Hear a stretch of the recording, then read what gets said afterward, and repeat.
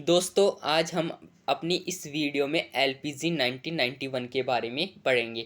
सबसे पहले मैं आपको इन तीनों का अर्थ यानी कि एलपीजी का क्या अर्थ होता है इसके बारे में बताऊंगा और उसके बाद फिर इसका डिटेल एक्सप्लेनेशन करूंगा, यानी कि एलपीजी क्यों लागू की गई और ये 1991 में ही क्यों लागू की गई, इससे पहले क्यों नहीं की गई।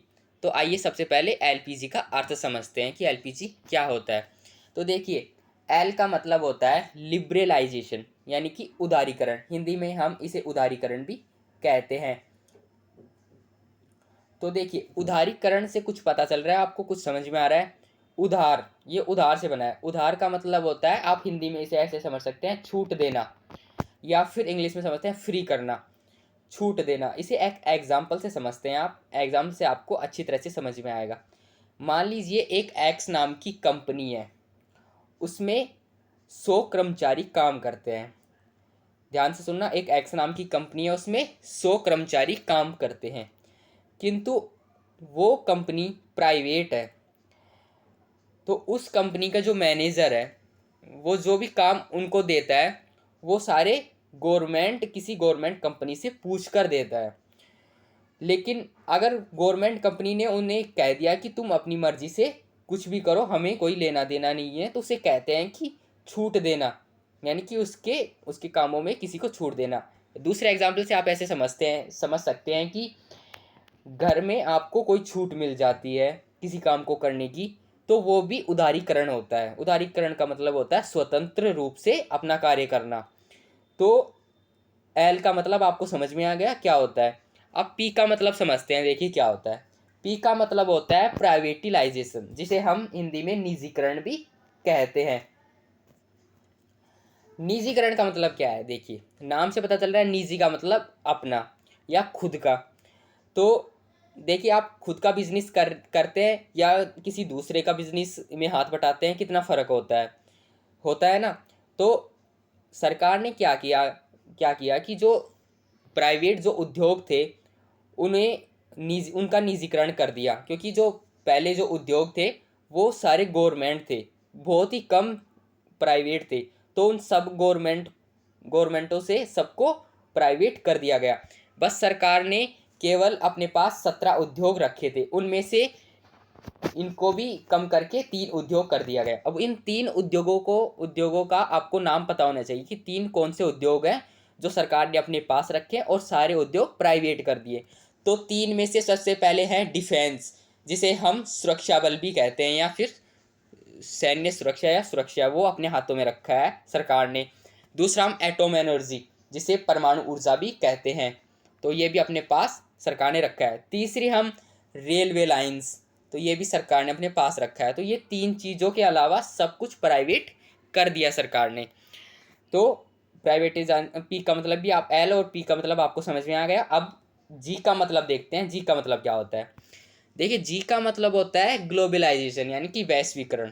और वैश्वीकरण से आप परिचित है कि वैश्वीकरण क्या होता है। देखिए, वैश्वीकरण का मतलब है कि वस्तुओं या पूंजी का आदान प्रदान एक देश से दूसरे देश में। तो देखिए कैसे समझते हैं इसे वापिस वैश्वीकरण को। एग्जाम्पल से समझिए, आप अभी घर पे बैठे हैं, आपके हाथ में फ़ोन है, आप किसी यूट्यूबर का चैनल देख रहे हैं और वो यूट्यूबर अमेरिका से वीडियो बनाता है, तो वो वीडियो आपके पास आ रही है यहाँ पे, तो ये क्या है, वैश्वीकरण है। दूसरा एग्जाम्पल देखिए कि यहाँ की आप जो इस्तेमाल करते हैं फ़ोन, ये फ़ोन चाइना से आया हुआ है। जो आप रियलमी रेडमी जो भी फ़ोन यूज़ करते हैं, ये अलग अलग कंपनियों से आया हुआ होता है, किसी भी देश की कंपनी का हो सकता है। तो ये वैश्वीकरण का परिणाम है, यानी कि वैश्वीकरण से ही वस्तुओं का आदान प्रदान होता है।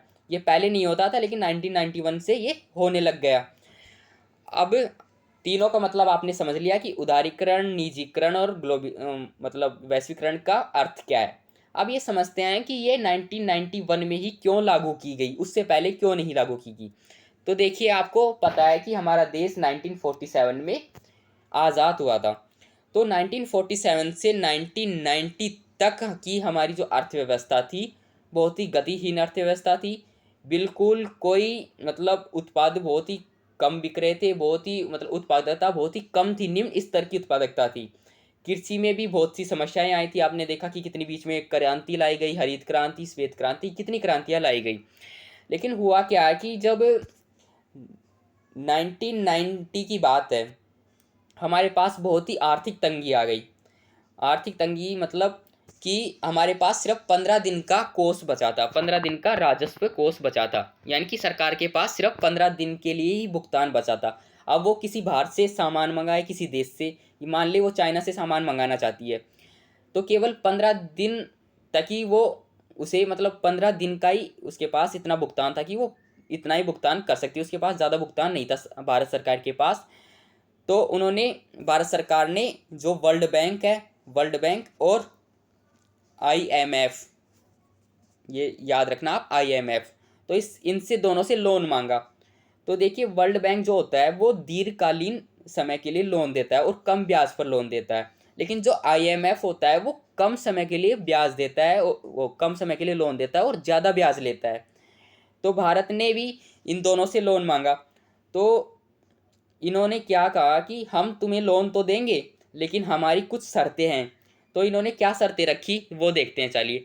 इन्होंने कहा कि तुम्हें सारे उद्योगों का मतलब जो जितने भी तुम्हारे उद्योग हैं उनका निजीकरण करना होगा, उन्हें व्यापार करने की छूट देनी होगी, छूट जिसे हम उदारीकरण भी कहते हैं, और तुम्हें अपने उत्पादों को बाहर भी बेचना होगा, यानी कि तुम्हें पूरी दुनिया से संपर्क बनाना होगा, पूरी दुनिया से व्यापार करना होगा, जिसे हम वैश्वीकरण कहते हैं। तो ये जो वर्ल्ड बैंक है और IMF है, इनके द्वारा ही भारत ने ये लागू किए, ये तीन चीज़ें भारत में लागू की गई। अब आगे देखते हैं कि ये पहले क्यों नहीं लागू की गई, क्योंकि भारत ने पहले ऐसा कुछ सोचा ही नहीं था। जब जवाहरलाल नेहरू जी की सरकार बनी थी तो उन्होंने ये रखा था, सोचा था, लेकिन उन्होंने ये सोचा बाद में कि अभी अभी देश आज़ाद हुआ है और अभी हमें बाहर की कंपनियों को यहाँ पर मतलब यहाँ पर पनाह देंगे तो वो फिर से हमारी भारत पर कब्जा करने लगेंगी, तो इससे हमारे देश को नुकसान होगा। और उस समय हमारे देश में इतनी भी वो मतलब इतनी आर्थिक स्थिति सही नहीं थी बिल्कुल भी, इसलिए उस समय ये नहीं किया गया। लेकिन 1991 में ये आर्थिक सुधार लाया गया, इसे न्यू इकोनॉमिक पॉलिसी भी कहते हैं, न्यू इकोनॉमिक पॉलिसी भी से कहते हैं।